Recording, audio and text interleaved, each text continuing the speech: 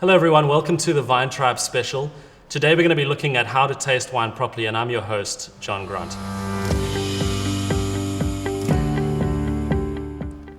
When you're tasting wine, well, the first thing that you're going to do when you're tasting it is to look at the color. Now, I'll be absolutely honest from the start. When you look at the color of a wine, a lot of what you're looking at is something that you can actually tell from the label. Now, today we're tasting the Mitres Edge Merlot 2018, and a lot of what I can see looking at it is what I can tell from the label. But what you want to do when you're looking at it is to tilt the glass away from you like this, against usually a white background, and then just analyze the color and describe the color to yourself. And there's certain things that you are looking for when you are looking at this color. One is to look at the intensity of the color, describe whether it's sort of red berry kind of color, red ruby color, but also an important thing to do is to look at the edge of the glass. If it's a very pale, light color, it's an indication that the wine is really young. If it's a much darker, sort of brownish color, it's an indication of a wine that's been aging in the bottle for a period of time. And as it goes that very, very brick red color, it's an indication that there might be a problem in the wine, that the wine may have oxidized. And so looking at the color is the first step. The next step you want to do is to swirl the wine in your glass. Now, the reason you're swirling it in the glass like this is to break up the surface area of the wine, allow oxygen and the air to react with the wine and to bind to flavor molecules, which are then going to be channeled to the top of your glass, and you're going to be able to pick up more aromas that way. So give the wine a good swirl. The second thing you want to do is to stick your nose in it and just breathe normally. A lot of the time, the temptation is to breathe in really deeply because we're going to think we're going to get more aromas that way. But actually, what we pick up then is alcohol, which then dominates your perception of flavor of the wine. And so just breathe normally, move the glass from side to side, and allow your imagination to go wild. This is a very difficult part of tasting a wine because our brains are not wired to describe aromas naturally. When you smell something, it triggers a part of your brain that if you can't see what it is, you struggle to give it a word. But let me give you a secret. When you're describing the flavor of wine, you're never wrong. So just go ahead and describe the first thing that comes to your mind, and by and large, you're going to be right. So give it a swirl, stick your nose in it, and move the glass from side to side and try and describe what it is that you're smelling.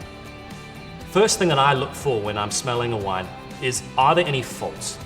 If the wine smells like porty, sherry aromas, it's an indication that the wine may have oxidized. It's come into too much contact with oxygen and has spoiled.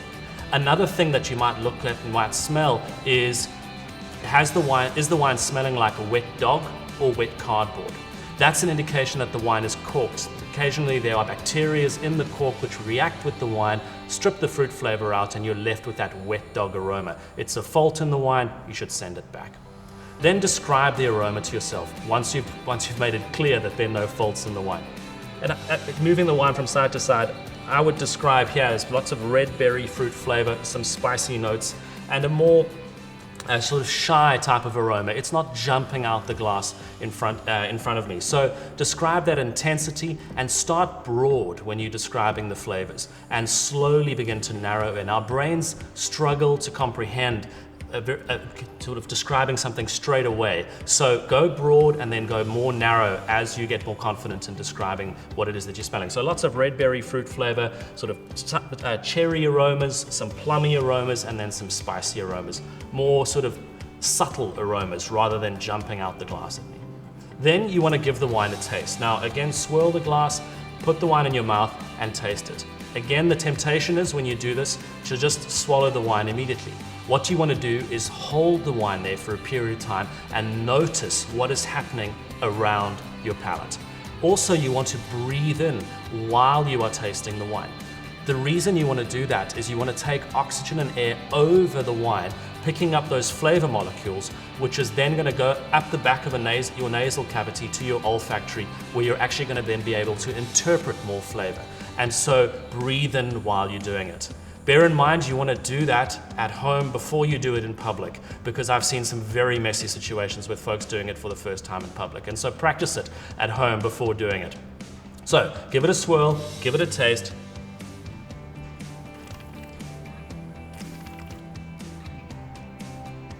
You don't need to slush it around your mouth and move it all over the place. Just hold it there while you're breathing over it, and then you want to try and interpret things from that. So what I like to look for is what is the dominant taste in the wine. When you're looking at wines, you're looking at 4 dominant tastes. Is it salty? Is it sour with acidity? Is it bitter with tannins? Or is it sweet with sugar? You also want to look at what is the body of the wine. How rich and heavy does the wine feel? Is it more light and easy drinking, or does it really grip my palate, and is it big and full body? You also want to try and gauge what the alcohol volume is in the wine. Alcohol gives an illusion of richness and texture.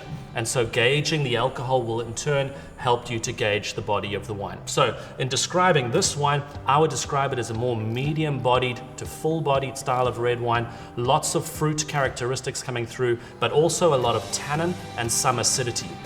So the dominant taste in the wine at the moment for me would be those tannins. This is very important when you start looking later on at doing food and wine pairings. You then want to stop and you want to think about what it is that you've tasted.